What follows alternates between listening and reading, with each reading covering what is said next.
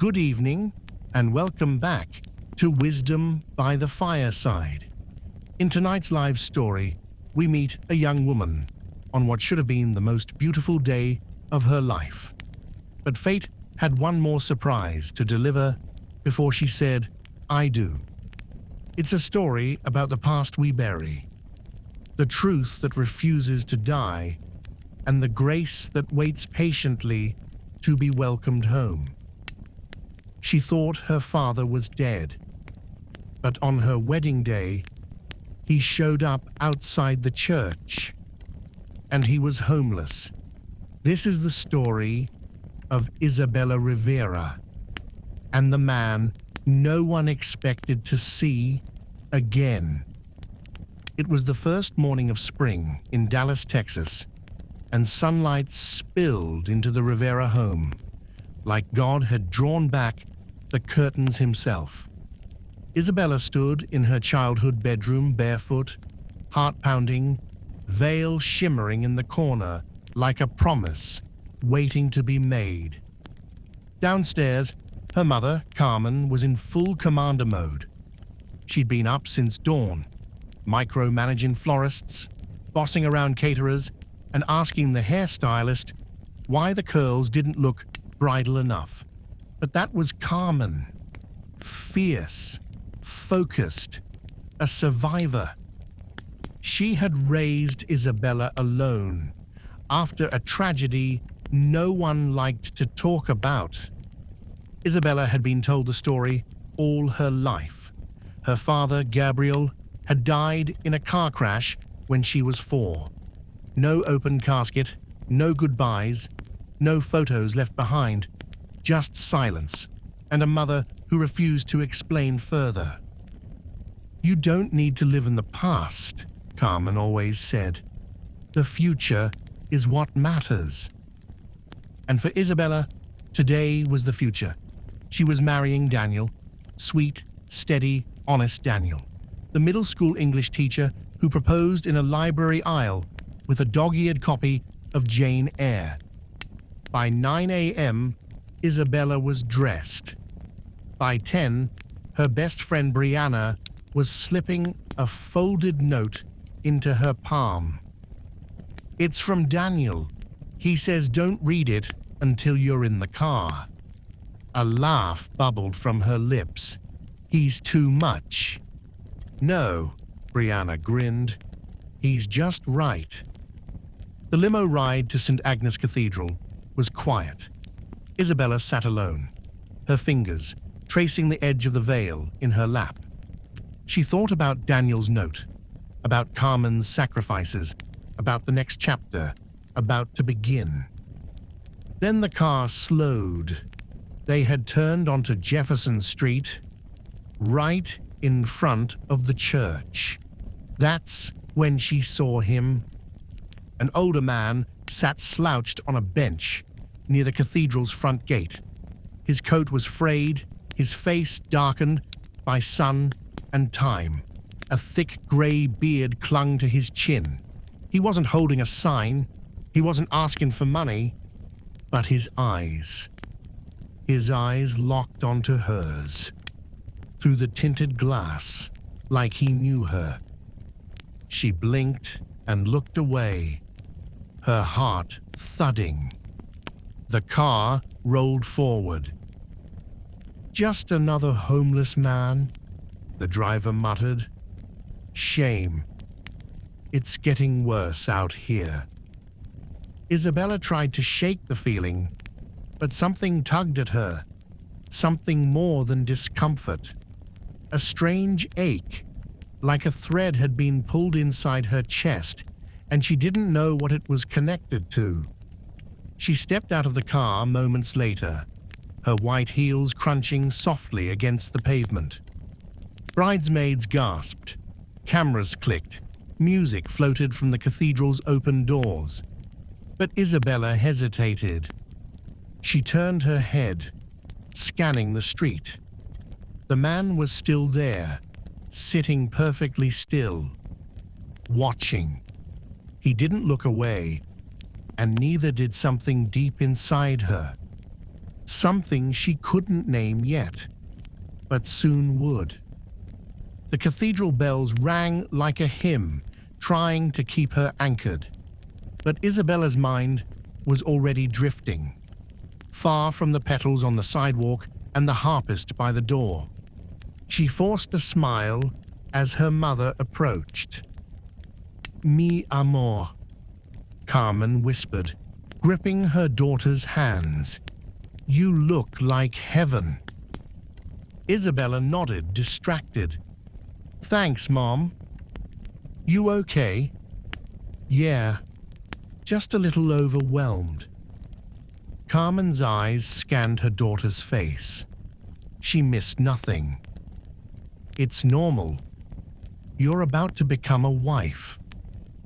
Isabella nodded again, but her gaze drifted past her mother's shoulder. The man was still there, still watching. "Mom, do you know who that is?" she asked, gesturing subtly. Carmen turned her head. "Who?" "That man, by the bench, in the coat." Carmen looked, squinted, then shrugged. "Probably just some vagrant. You can't save everyone, mija. Not today."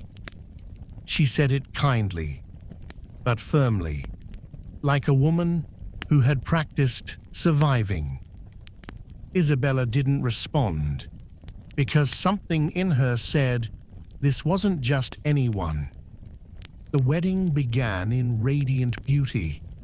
The aisle was lined with lanterns and lilies. Daniel stood at the altar with tears already in his eyes. The guests rose, the organ played, and Isabella walked down the aisle, holding her breath. But she wasn't thinking about her dress, or the vows, or the weight of every eye on her. She was thinking about those eyes outside, those hazel eyes that felt so much like hers. The ceremony passed like a blur. She said the words. He said them back. There were tears, laughter, a kiss. But her mind was split in two. One part in the church, the other still on the street. After the reception began in the garden outside, Isabella wandered. She smiled for photos. She danced a little, but something in her chest wouldn't settle. Daniel found her alone, near the fountain. "Hey," he said gently, "you okay?" "I just need a second." "Do you want me to stay?" She hesitated, then shook her head. "Give me 5. He kissed her forehead and stepped back, and Isabella turned toward the sidewalk, toward the bench. The man was gone. Her heart sank. She walked past the gates and scanned the street. Empty. The shadows of dusk were crawling up the buildings. The world felt quieter. Then she heard something. A cough. Rough. Behind the side wall of the cathedral. She followed it. There he was, behind a tree, sitting against a dumpster, drinking from a paper cup, his head bowed low. She approached slowly. "Excuse me," she said. The man looked up. His eyes widened, just slightly, like he had hoped she'd come, but still couldn't believe it. Isabella knelt. "I saw you earlier," she said. "You were staring at me." "I'm sorry," he said, voice hoarse. "I didn't mean to make you uncomfortable." "You didn't," she replied, more quickly than she meant to. "It's just, you looked like you knew me." The man stared down at the cup in his hand. "I do." Her breath caught. He reached into his coat pocket and pulled something out. Wrapped in cloth, old, soft, from years of folding. He handed it to her. She unwrapped it, and her knees almost gave way. It was a photo of her at 4 years old, wearing a yellow sundress, held in the arms of a man she didn't recognize, yet somehow felt like she did. "I carried this every day," he said softly, "since the last time I saw you." She looked up, breathless. "Who are you?" The man's voice trembled. "My name is Gabriel," he said. "I'm your father." The world tilted. A strange buzzing filled her ears. She stared at him, unsure whether to scream, cry, or run. The wedding dress suddenly felt like it belonged to someone else, like this moment had ripped her from her life and dropped her into a dream she didn't ask for. "You're lying," she whispered. "My father died when I was 4. Gabriel nodded slowly. "I know that's what you were told." Isabella's breath quickened. He didn't move, just sat there, hands folded, eyes steady. "I was there the day you were born," he said gently. "Carmen almost named you Marisol, but I told her you looked more like an Isabella, like royalty." She swallowed hard. Anyone could know that. He reached into his coat again, slowly. "I don't want to scare you," he said, pulling out a folded paper. It was old, creased at the corners and yellowed at the edges. She took it cautiously. It was a birth certificate. Her name, her mother's name, and next to father, Gabriel Rivera. She blinked. There was more. A second paper, legal, stamped, official. Termination of parental rights. Voluntary. Isabella stared at the documents, hands trembling. "I was drinking then," Gabriel said quietly. "I had lost my job after a back injury. I got bitter, mean. I was failing as a father, and Carmen told me the best gift I could give you was to walk away." "She said you were dead," Isabella whispered. Gabriel nodded again. "She wasn't wrong to protect you. I was a danger to myself. I became a danger to both of you." "But why show up now?" she asked, voice shaking. "I didn't plan to. I never expected you to see me. I just wanted to be close, just once. See you walk through that door in your dress. Know you were okay." Tears pricked her eyes. He added softly, "But then our eyes met. And I think maybe God had something else in mind." She looked at the photo again. The toddler in the yellow sundress, that was her. But the man holding her, she'd buried him so deep, she didn't know he still lived in the corners of her memory. "Why didn't you come back?" she asked, a crack in her voice. "I tried. A few times. But every time I got close, I got scared. You were thriving. I was still lost. I didn't want my shadow to touch your light." A long silence settled between them. Isabella wiped her eyes. Her wedding dress shimmered under the street lamp, untouched by the dirt and stories she was kneeling beside.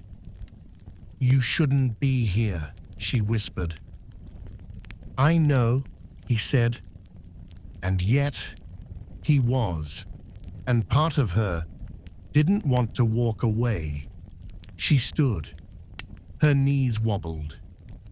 "I don't know what this means," she said, "or what I'm supposed to do with it." Gabriel looked up at her. "You don't have to do anything. You can walk away. Hate me. Forget this moment. But just thank you for letting me see you one more time." Isabella opened her mouth, then closed it. There were too many words. None of them felt right. She turned, walked slowly back to the church, and as she did, she realized something. Everything she believed about her past had just cracked open, and whatever came next, she wouldn't be able to unsee the man on the bench. Not ever again. The reception was already in full swing by the time Isabella reappeared in the garden. Guests laughed and clinked glasses. The string quartet played something cheerful. Daniel was at the head table, smiling with his arm around Brianna, raising his glass to a toast she had clearly delivered in his honor. Isabella smiled back faintly, but inside, a storm raged. She made her way to the bridal suite, locked the door, and sat in front of the vanity. Her hands trembled. She stared at her reflection, and for the first time all day, she didn't recognize the woman in the mirror. She pulled out the birth certificate and laid it on the counter. Gabriel Rivera, her father, alive. Her mind scrambled for logic, for grounding, but all she could hear was his voice. "You don't have to do anything, but thank you for letting me see you." A knock on the door interrupted her thoughts. "It's me," Daniel called softly. She rose, opened it. One look at her face, and his smile faded. "Izzy, what's wrong?" She didn't answer with words. She handed him the documents. He read them silently, his brow furrowed, his jaw tightened. When he finally looked up, his eyes were calm, but heavy. "Where did you get this?" "He gave it to me," she said quietly. "He was outside the church. That man. He's my father." Daniel stepped forward, cupped her face. "Are you okay?" "I don't know." "Did he hurt you?" "Number just unstitched something I didn't know was still healing." Daniel sat with her on the edge of the love seat. She told him everything about the photo, the court document, the story of drinking, of walking away, the regret, the quiet way he had just waited. When she finished, Daniel exhaled slowly. "Wow. I feel like I'm in two lives at once," she said. "One where I'm your wife, and one where I'm someone's lost little girl who just met her father in the alley behind her wedding." Daniel didn't flinch. Instead, he said something she didn't expect. "Maybe they're not two lives. Maybe they're one." She looked at him. "I mean," he continued, "maybe today wasn't just the start of your marriage. Maybe it was the start of your healing too." She rested her head on his shoulder. "I'm scared," she admitted. Daniel held her closer. "Good. It means you're about to do something brave." They sat like that for a while, not fixing, not planning, just holding the weight of what had happened. And somewhere deep inside, Isabella knew This wasn't the end of her wedding story. It was the beginning of something much harder and far more important. That night, long after the last slice of cake had been boxed up and the guests had danced themselves tired, Isabella found herself alone on the hotel balcony, barefoot, veil off, still in her wedding dress. The city stretched beneath her, alive and blinking, unaware that her entire sense of self had just been rewritten. She held the locket Gabriel had slipped into her palm before she walked away. Inside, a photo of her as a toddler and another of a young woman with honey-colored hair and a daisy behind her ear. "Your mother," he had said, before all the storms. The breeze tugged at her hair as she stared at the images. She couldn't sleep, couldn't rest, so she picked up her phone and did something she hadn't done since she was a teenager. She called Carmen. Carmen answered on the third ring. "Isabella, what's wrong?" "I need to ask you something." There was a pause. Then Carmen said softly, "Is it about the man outside the church? You saw him. I saw you looking at him, and I recognized him, even after all these years." The silence that followed was thick, a quiet reckoning. "Why did you tell me he was dead?" Isabella asked, voice tight. Carmen took a shaky breath. "Because, mija, the man he became wasn't someone I wanted you to hope for. But he wasn't dead. But I watched him die in pieces. First his job, then his faith, then his sobriety. The last time I let him hold you, he forgot where he was and dropped you. That was the day I decided you'd be safer without him." Isabella closed her eyes. "I didn't lie to hurt you," Carmen continued. "I lied because I didn't think you needed that chaos in your life. I wanted to give you stability, a clean start. You could have told me the truth." "I know," Carmen said. "But then I would have had to tell you all the dark parts too. And I wanted you to have light." Isabella sat on the edge of the bed, tears slipping down her cheeks. "Was it your choice for him to give up custody?" "No," Carmen said quietly. "It was his. I gave him the option to leave and never return. I begged him to be strong enough to disappear, for your sake. He says he's been watching me from a distance." Carmen didn't speak. Then, "I believe it." More silence. Then Carmen added, "You're an adult now. I can't make these decisions for you anymore. If you want to let him in, I won't stop you." Isabella nodded slowly, even though her mother couldn't see her. "Thank you," she whispered.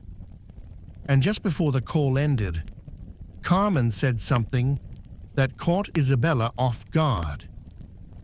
"He used to sing to you at night, when you were a baby. That locket, he bought it before you were born. Why didn't you throw it away?" "I couldn't," Carmen admitted. "It was the last part of him that hadn't broken." Isabella hung up the phone and lay back on the bed, the locket still clutched in her palm. Everything was different now, but for the first time in her life, she wanted to know more about him, about her, and maybe, just maybe, about what God had been doing. all along, behind the veil of silence. 3 days later, Isabella stood outside the downtown shelter with a paper bag of takeout and a stomach full of nerves. She had called ahead. A soft-spoken volunteer had confirmed he was still there. Helps out in the mornings, they said. Keeps to himself.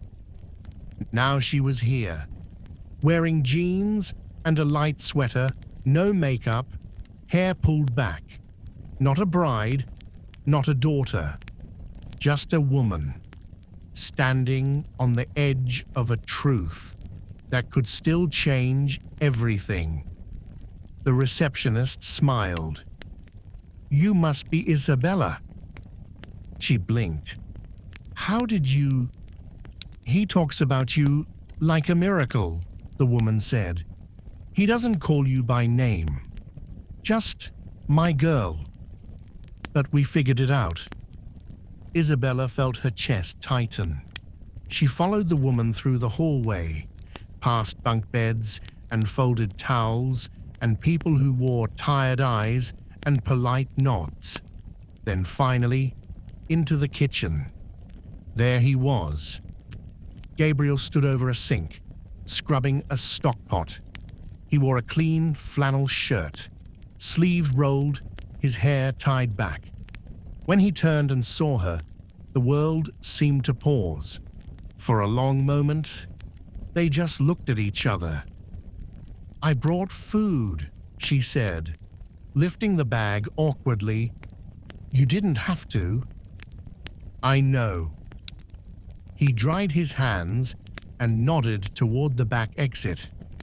"There's a bench out in the alley." Quieter. They sat in silence, sharing enchiladas and cornbread from a plastic container, leaning against a cracked brick wall.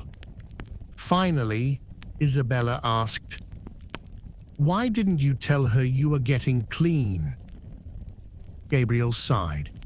"Because I didn't believe it would last. The first 3 times I tried, I failed. The 4th, it stuck.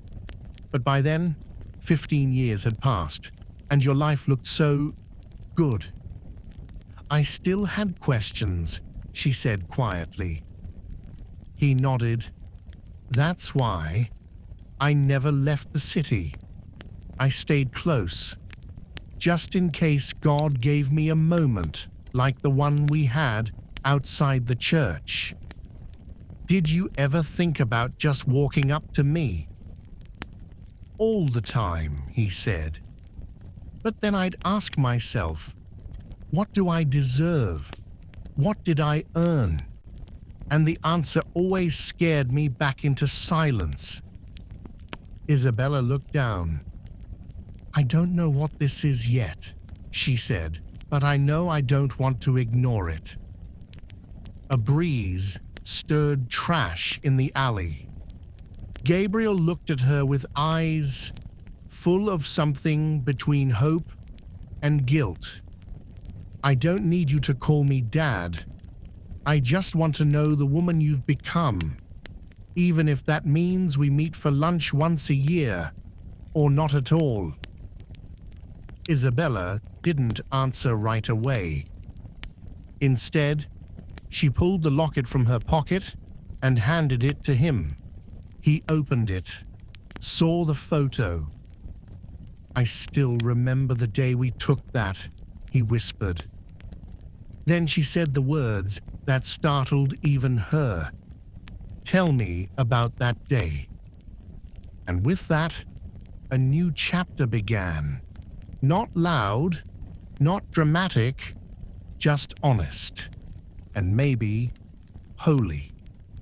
They started meeting every Tuesday, always in public, always casual. Sandwiches in the park, coffee near the library. Sometimes they talked for hours, sometimes only for 15 minutes. But with every meeting, something subtle shifted. The walls came down, brick by brick. One afternoon, As they sat near White Rock Lake, Gabriel pulled something from his backpack, a worn journal with duct tape on the spine.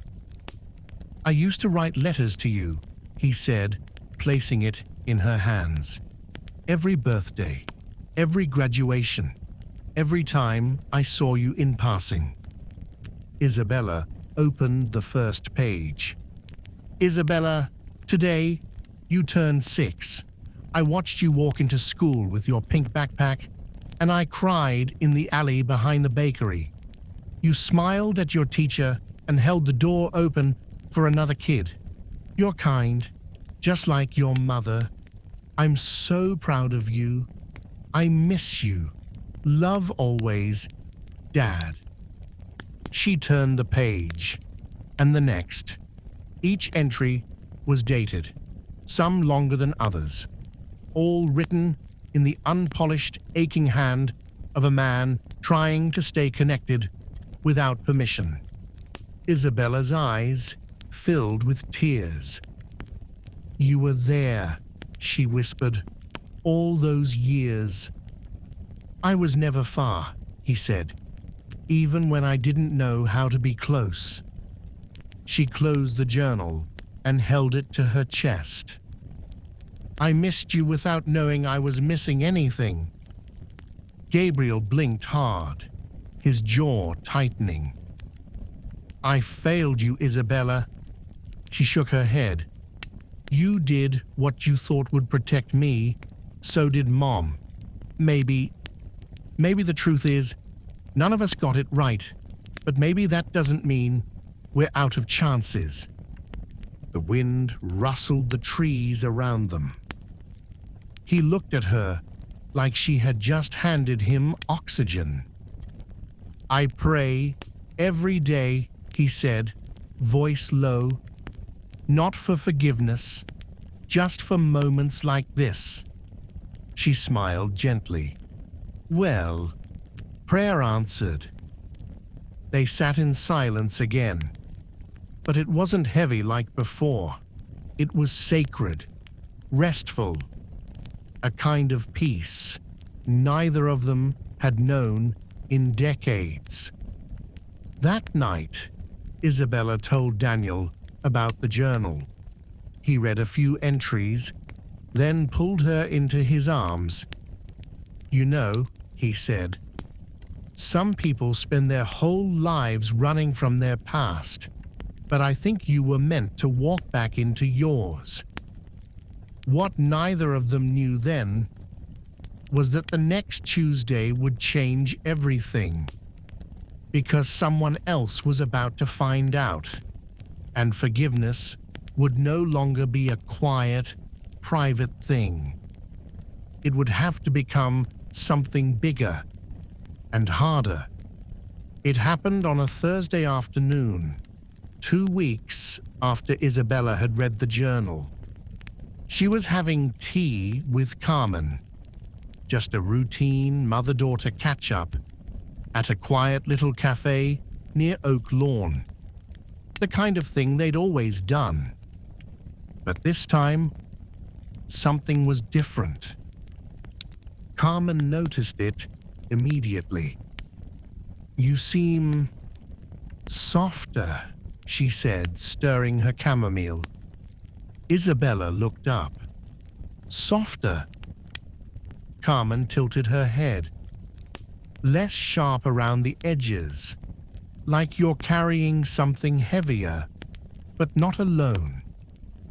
Isabella considered her words carefully, then reached into her bag and pulled out the journal. Carmen's expression changed. She didn't touch it, didn't ask, but she didn't look away either. "I've been seeing him," Isabella said. The words hung in the air like a confession. "Seeing him?" Carmen asked, already knowing the answer. Isabella nodded. "Tuesdays, public places. We talk. He listens. He brings journals." Carmen's lips pressed into a thin line. I thought I should tell you. Why?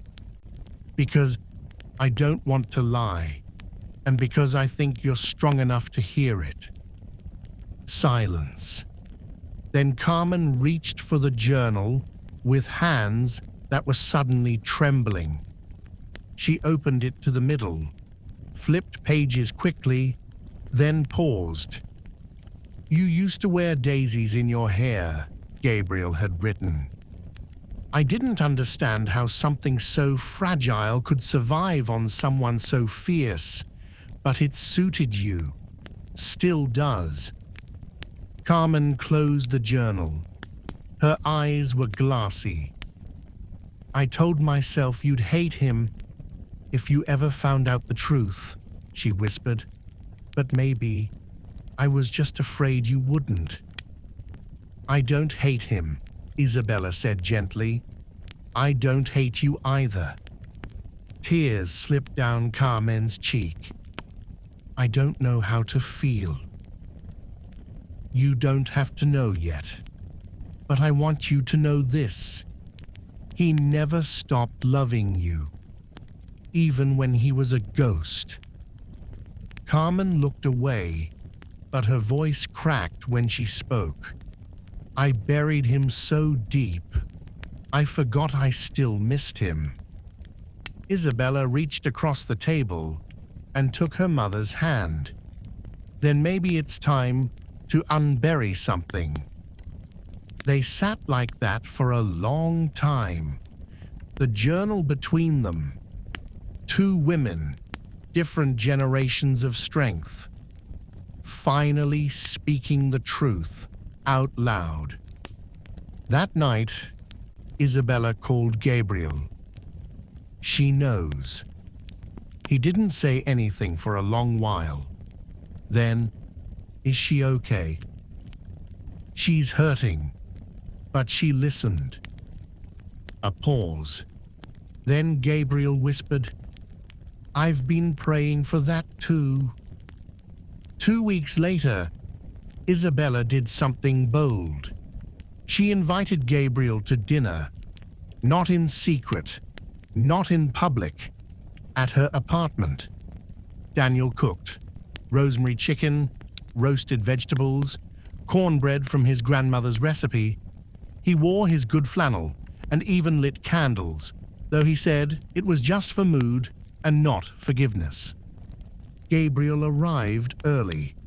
He brought flowers from the grocery store, a little wilted but heartfelt, and a pie, peach cobbler, store-bought. He looked embarrassed handing it over. Isabella smiled. "You remembered peach is my favorite." He blinked. "You told me once, when you were 3, said it was sunshine in a bite." Dinner started awkward. Gabriel sat stiff in his chair, unsure whether to eat or wait. Daniel broke the ice by asking him about baseball. "I used to play second base in high school," Gabriel said, warming slightly, "until I threw out my shoulder showing off." "Some things never change," Isabella joked softly. Gabriel laughed. The room softened. As the meal unfolded, stories began to slip out. Gabriel told them about his first job as a mechanic, about the time he accidentally glued a muffler shut, about Carmen's obsession with daisy-shaped earrings in the 90s. Isabella shared childhood stories he'd missed, her obsession with tree houses, the time she broke her arm trying to rescue a kitten, her spelling bee disaster in 7th grade. Daniel just listened, occasionally guiding the conversation with warmth and ease. At the end of the meal, Gabriel cleared his throat. "I've wanted to say something for a long time," he said. He looked at Isabella. "I'm sorry." He turned to Daniel. "Thank you for being who she needed when I couldn't. Then back to Isabella again. I'll never try to take credit for the woman you are. I didn't earn that right. But if you'll let me, I'd like to be someone you know, someone who shows up, someone who tries. Isabella felt the lump in her throat return, but this time it wasn't pain. It was something softer, something like grace. I don't know what this becomes, she said honestly, but I know this. God didn't put you at my wedding by accident. Gabriel's eyes brimmed. I've asked him that same question 1,000 times. Why then? Why that day? She smiled.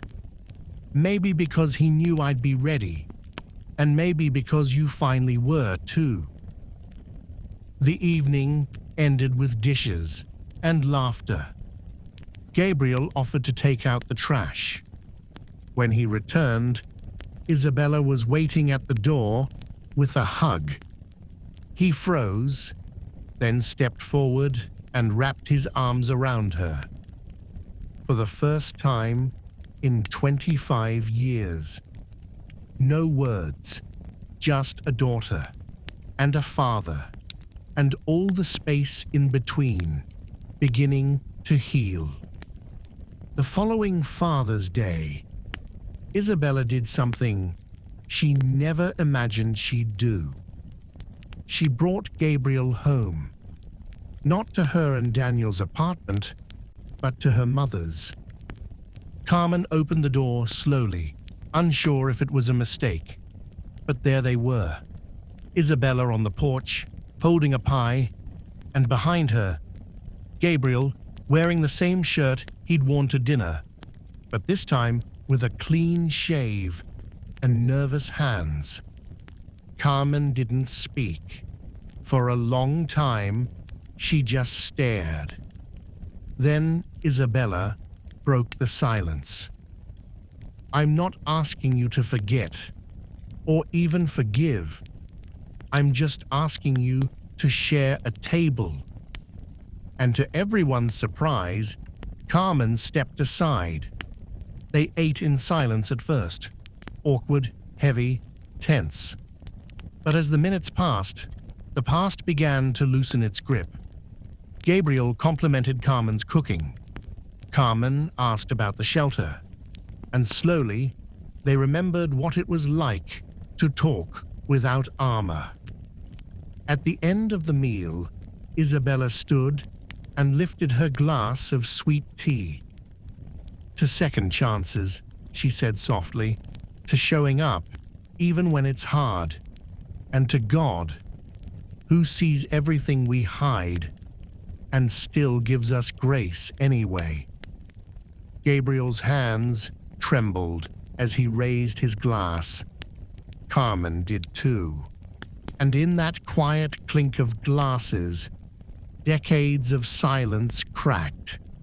Not completely, not all at once, but enough.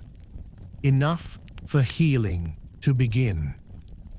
We all have stories we inherit, and stories we rewrite. Isabella's story didn't end with a fairy tale wedding. It began with a miracle no one saw coming. A father who returned. A mother who bent. A daughter who listened to her soul. And a God who waited patiently in the shadows until all three were ready to see the light. So what would you have done in her place? Could you have forgiven a lie to embrace a truth? Would you have seen grace in the ragged man outside the church? Do we always recognize a blessing when it arrives late? Or must we sometimes grow into the eyes that see it? Thank you for joining us tonight. Thank you for letting your heart sit quietly by the fire. If the story touched your heart, share it to the ones you love. And if you would like to listen to more like it, you know where to find us.